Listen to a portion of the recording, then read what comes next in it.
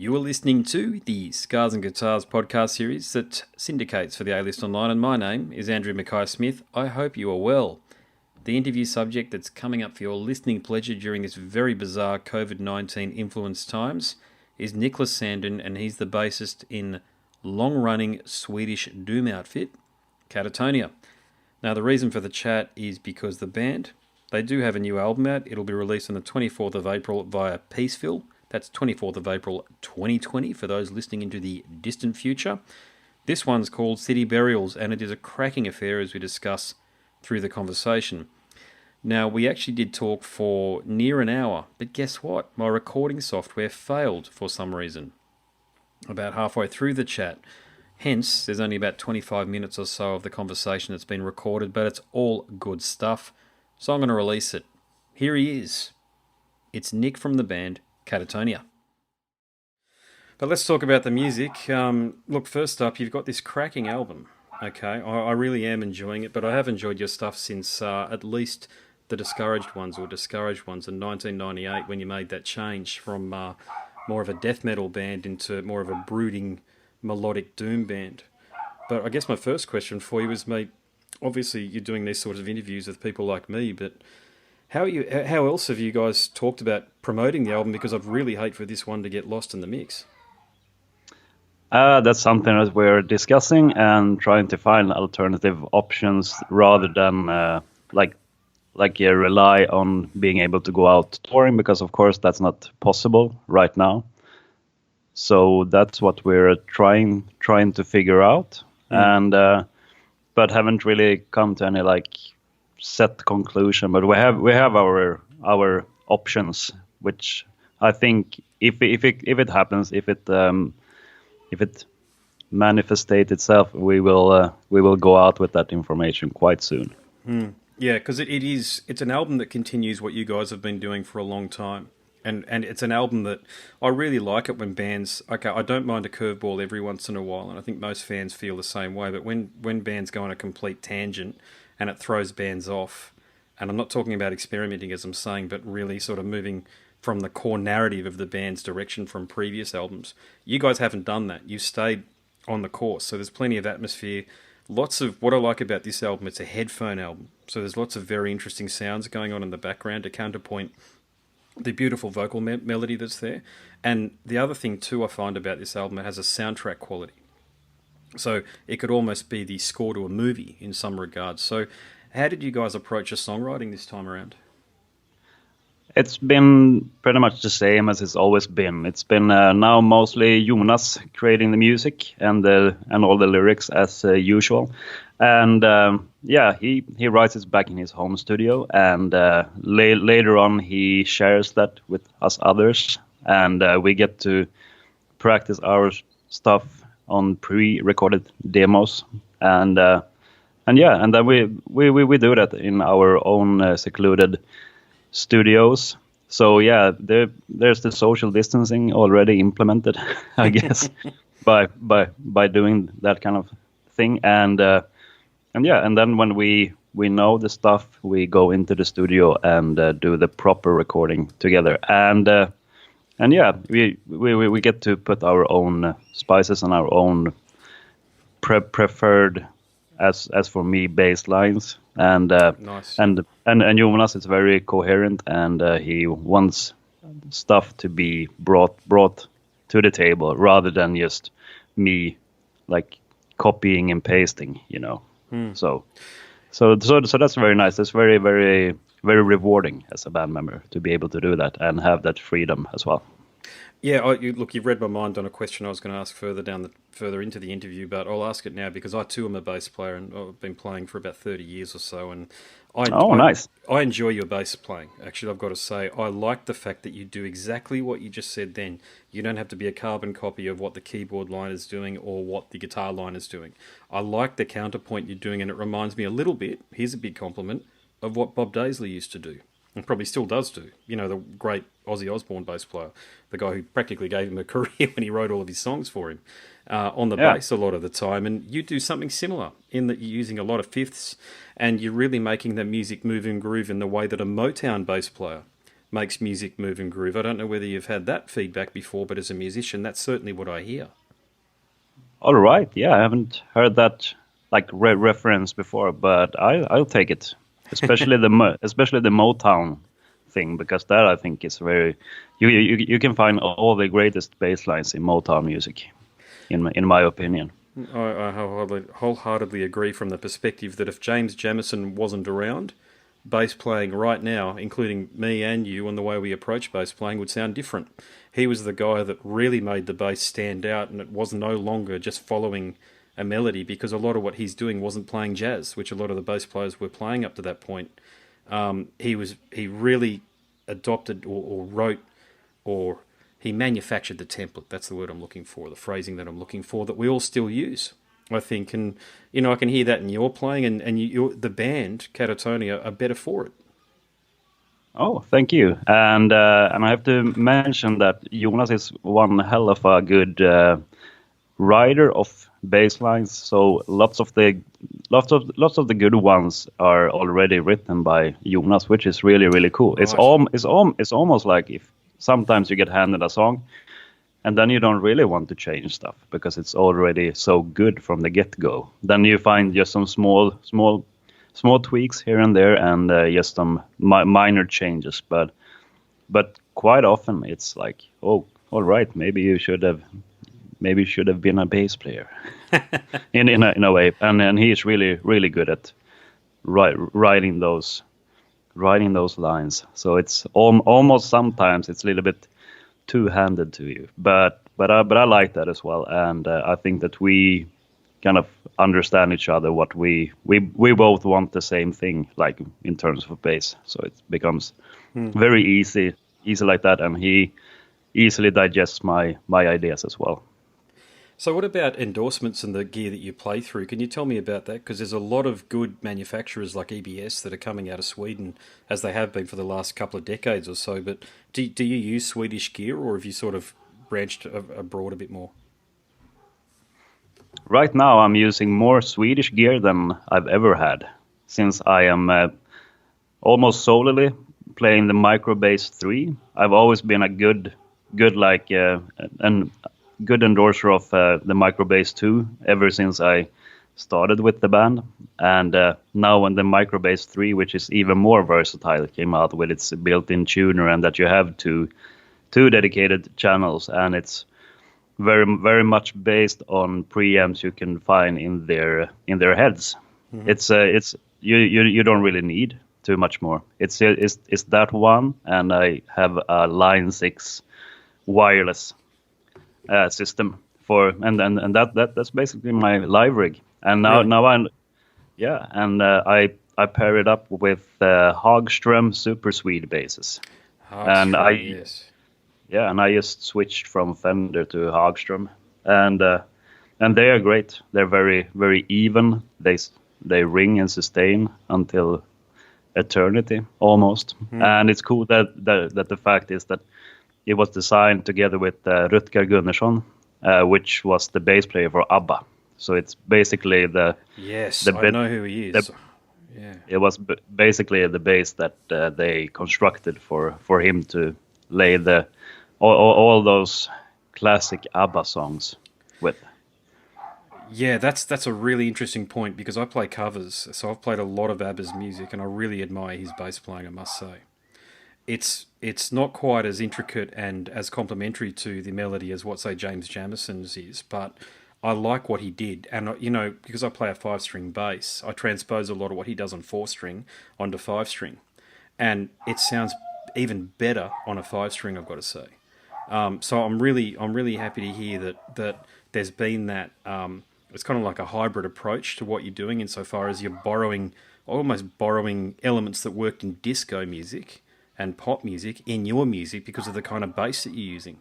I think that's really important, and as a bassist, as you know, mate, probably the best bass lines ever written, in my view, in terms of the bass lines that I think are the most complicated and add the most to the song, come from disco music. Yeah, that's true. And I think it's kind of like a boring thing to play like an active, very metal based bass guitar. I rather try to use more vintage approach because they are usually very, very versatile in their sounds, and you don't need to really have all that like intricate preamps backed up. If you have a very good sounding bass from the beginning, you don't need to have all that extra gear and Absolutely. quirks. Yeah, I play music. And it's more. Yeah. Sorry, you go. Sorry. And it's mostly in your fingers, anyways. You're talking about some really important things that I think any young bass player who's wanting to lean into the advice of somebody should listen to you. Okay, because I think bass gets sort of thrown to the side a little bit these days, especially with all these home recording setups and YouTube bands and all the rest of it. But learning how to move and groove is so important, and it comes from, if you're a right-handed bass player, I think you're a right-handed bass player based on the photo here, and this has been inverted, but I'm a right-handed bass player, so my picking fingers, I use my fingers, is on my right hand. Your sound actually comes from your right hand. It doesn't come from your frets. And I think a lot of that is, I wouldn't say it's a dying art, but I'm hearing less of it, which I think is really a shame, because you have to learn how to find the space between the notes in order to make as much of an impact in the music, something that you do really well. And now I can totally understand how you do it so well, because you're open to all these other influences.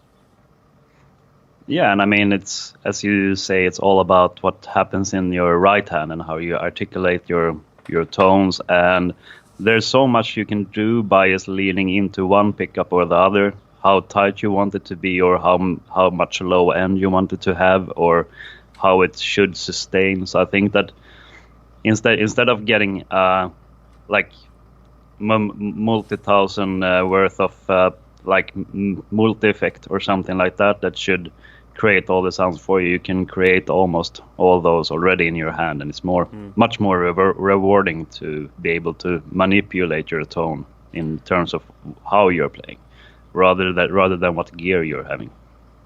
Now, have you played an alembic bass before? No, I haven't played those, but I've seen pictures, and they look really, really cool. Yeah, that and a brand called Status, which Mark King from Level 42 uses. And I think the guy I can't remember the guy out of Muse, his name, but he uses one as well. And that's between those two, when I've got a spare 10 grand lying around one day, that's what I'll buy. But the alembic bass, because, John Entwistle used it, and there's been so many great artists over the years. I think Mark King did use it on some earlier recordings with Level 42 as well. But they've just got that classic sound that was sampled by the Fairlight Machine, which you can hear on Frankie Goes to Hollywood. You know that song Relax, with that bass, that E slap bass line that it's got all the way through it? It's got that classic sound. It just cuts through everything. That's my dream tone right there. Right, I have to refresh my memory after this interview to listen to it. And, yeah, I can. I think I relate to what you're meaning there. So something that sounds clear and pristine, but it pops as well, and it has its you just part in the mix. Yeah, you just nailed it then. Yep. You know what you're doing, that's for sure, if you're phrasing it that way. So, look, I'll ask a few more questions about the band and the album, because I think I mentioned it a little bit earlier, but you really were one of the first bands to change gears and swap death growls for melodic vocals, and then keep and grow your audience. And that's a really important point, because in heavy metal, as we know, as soon as a band does something, I'm not even talking about experimenting or changing styles, but just does something a little bit different, fans tend to be up in arms. Too many examples to list for that one there. But look, I know you came into the band some years later in 2009, but when the band released Discouraged Ones back in 1998, it really set the tone for a lot of the type of brooding melodic doom metal that was to follow. So my question for you after that was, in that regard, can you hear the band's influence in other bands' music? Yeah, both like direct and indirect. I think that other band members are quicker on percepting if there's a band that has being influenced by Katatonia. But yeah, I think that there are quite some bands that has that inspiration and that has kind of adopted a little bit of that sound. Maybe with putting the ambient stuff in the background together with metal elements, and having that kind of bleak and melancholic theme, if you would like. Mm-hmm. Yeah, I can definitely hear it. That's all. There's far too many bands to reference. Really, I'm on a few mail lists, if you like, and I probably get 20. God, these days, especially with what's going on, I think my email, I tend to get about up to 30 albums a week these days, or releases a week these days, to listen to and to review and all the rest of it. But I can always hear through a lot of this underground stuff a Katatonia influence. There's no doubt, and I think you're spot on there again.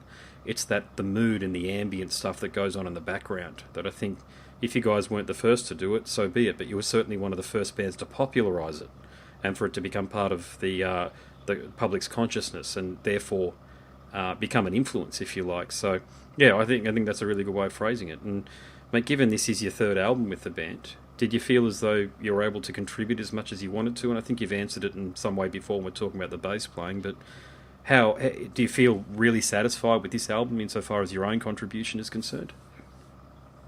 Yeah, definitely. I think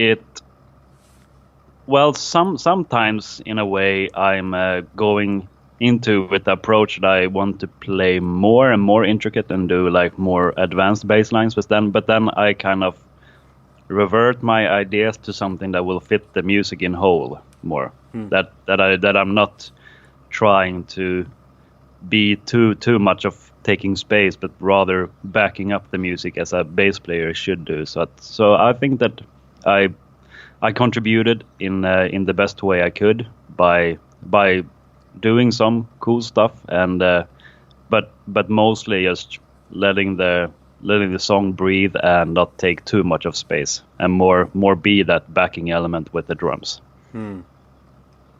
Yeah, okay, gotcha. And I suppose it's too early to talk about this sort of thing here, but did you have tours scheduled to support the release? I assume you did, and like, because I know I'm starting to get a lot of emails now about bands that have rebooked tours for sort of October, November, December. So do you guys fall into the same basket as well? Yeah, we had tours already booked, and I'm not sure if the tours that we have booked, if they're gonna be rescheduled, or if they will, like, that we have the aim of them taking place as planned, because it was, of course, now it's mostly the summer festivals and things leading up until the summer that gets really affected and gets cancelled and postponed. But it was going to be releasing the album and then do summer festivals, more one-off things, and then hit the road like serious touring and heavy touring in the fall anyways. So I guess that's the time frame where people are postponing or moving their tours too. So hopefully it won't have to be affected, those plans, but you never know. Well, let's hope that this thing blows over so they can still happen. Well, like what I was saying earlier, mate, I think if people self-isolate and they respect what authorities are saying, we'll all get through this within sort of 6 months. And I really, truly hope we do, from an economic perspective, as much as a health perspective. And I would really, as I've already said, hope that this album is able to reach as much ears as it needs to. And as we both know, that is off the back of touring. And I understand people have got a lot of time at the moment, but you're competing with all the other bullshit that's out there on Netflix and Disney and all the rest of it as well. And I think that's what management types and bands need to sort of consider, is that whilst people might have a lot of time on their hands, they've got a lot of time on their hands to waste time. Whereas touring, mate, I mean, I'd love to see you guys in Australia, so I guess that's the next question, is will be part of the plans, mate, in the next 18 months or so? Do you think you're going to come down, do you think? Not sure time-wise, but definitely part of the plan. We wouldn't miss Australia for the world. How do we stack up compared to other parts of the world when you're touring? Are we one of the more enjoyable places for you to come? Once your jet lag has kind of been taken care of, and that's a little bit eased up, then definitely it's always a place where I really much look forward to go to. And as I mentioned once the jet lag has somewhat smoothed out, because it's a long way to go, then it's just pure pleasure. And I think the audience has always been good and very that we were always very well received in all kind of ways, because I can somewhat relate to the same kind of hospitality as you can expect when coming to Sweden. Sure. As in Australia, it's very everybody is very kind and very, very welcoming.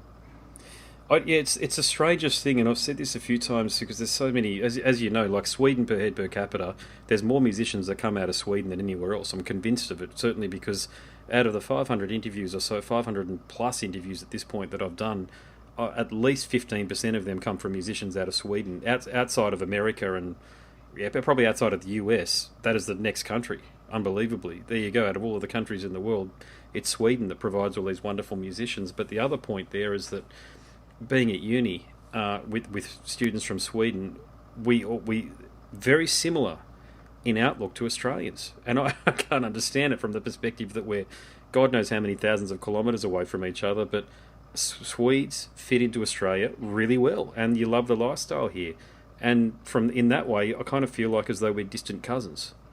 God knows how it's happened, but we'll take it because why not? Yeah, I take it as well. It could be lots worse. Indeed. Indeed. Yeah. I don't know. It's just one of those things, because I understand the relationship between Australia and England and Scotland and Ireland, because that's where our forefathers came from. But Sweden is a relatively recent thing, yet we've got so much in common, and I just think it's a beautiful thing that we can communicate on that level, because I love heavy metal, and a lot of Sweden loves heavy metal as well, so we've always got a lot in common. Sport too. I know you guys don't play cricket and rugby, but you love sport there too. I know you do. You love your ice hockey and a bit of soccer as well, or football as you call it. And so there's a lot in common that way, and there's a good balance. I'm picking up with Swedish people too that there's a good balance of life, meaning work and like downtime. There's not that massive focus on working as there is in most other parts of the world. I think that we are good at taking care of our spare time, and of course we have lots of paid vacation. Of those who have real jobs here, they have like a huge chunk of paid vacation every year, so they're able to spend that time with families and friends, and lots of downtime during these kind of what should you say, like seasonal celebrations like Christmas and Sure, and midsummer and Easter and all that things.